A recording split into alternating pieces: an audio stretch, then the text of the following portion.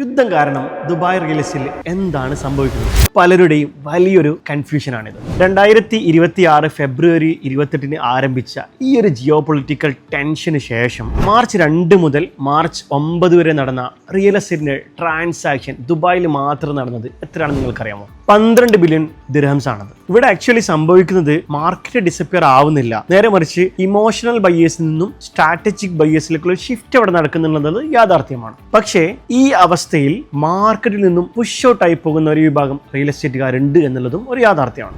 Brokers with no authority, no audience, no trust. അതായത് ഏതൊരു അനിശ്ചിത അവസ്ഥയിലും യഥാർത്ഥത്തിൽ മാർക്കറ്റിൽ അതോറിറ്റി ഉള്ള, മാർക്കറ്റിൽ ട്രസ്റ്റ് ബിൽഡ് ചെയ്ത, സ്വന്തമായിട്ടൊരു കമ്മ്യൂണിറ്റി അല്ലെങ്കിൽ ഓഡിയൻസിനെ ബിൽഡ് ചെയ്ത റിയൽ എസ്റ്റേറ്റ് ബ്രോക്കേഴ്സ് ആണെങ്കിലും റിയൽ എസ്റ്റേറ്റ് ഫൗണ്ടേഴ്സ് ആണെങ്കിലും അവർക്ക് ഈ ഒരു പ്രതിസന്ധിയിലും സ്ട്രാറ്റജിക് ബയേഴ്സിനെ അട്രാക്ട് ചെയ്യാൻ സാധിക്കുന്നു, അവർ ട്രാൻസാക്ഷൻ നടത്തുന്നു എന്നുള്ളതാണ് യാഥാർത്ഥ്യം. പക്ഷേ നമ്മൾ മനസ്സിലാക്കേണ്ട ഒരു കാര്യമുണ്ട്, യാതൊരുവിധ ബാക്ക്ഗ്രൗണ്ടും ഇല്ലാതെ. കാരണം നമുക്കറിയാം, ഈ കഴിഞ്ഞ വർഷങ്ങളിലായിട്ട് മാർക്കറ്റിൽ ഒരുപാട് പുതിയ ബ്രോക്കേഴ്സും ഒരുപാട് പുതിയ ആളുകളും ഒരുപാട് യാതൊരു അതോറിറ്റി ഇല്ലാതെ കോണ്ടന്റുകളും കാര്യങ്ങളും ചെയ്ത് ഒരു കൈൻഡ് ഓഫ് അഡ്വർടൈസ്മെന്റ് നടത്തിയ അന്ന ആളുകളൊക്കെ മാർക്കറ്റിൽ നിന്ന് വാനിഷ് ആയി പോവുകയാണ്. ഇവിടെ നിങ്ങളൊരു ബിസിനസ് ഓണർ ആണെങ്കിൽ, നിങ്ങൾ റിയൽ എസ്റ്റേറ്റിന്റെ ഫൗണ്ടർ ആണെങ്കിൽ നിങ്ങൾക്കാണ് ഏറ്റവും കൂടുതൽ അതോറിറ്റി. കാരണം ഈ അതോറിറ്റി വേണമെങ്കിൽ ഒബ്വിയസ്ലി മാർക്കറ്റിലുള്ള നോളജും എക്സ്പീരിയൻസും എക്സ്പെർട്ടൈസും ഒക്കെ ഒരു മാറ്റർ ആണ്. അപ്പം ഇവിടെ ഫൗണ്ടേഴ്സിനാണ് ഇവിടെ ഏറ്റവും കൂടുതൽ സ്കോപ്പ് ഉള്ളത്. കാരണം നിങ്ങൾക്ക് മാർക്കറ്റിനെ കുറിച്ച് നന്നായിട്ട് അറിയാം, നിങ്ങൾക്ക് ദുബായിനെ കുറിച്ച് അറിയാം, നിങ്ങൾക്ക് യു എനെ കുറിച്ച് അറിയാം,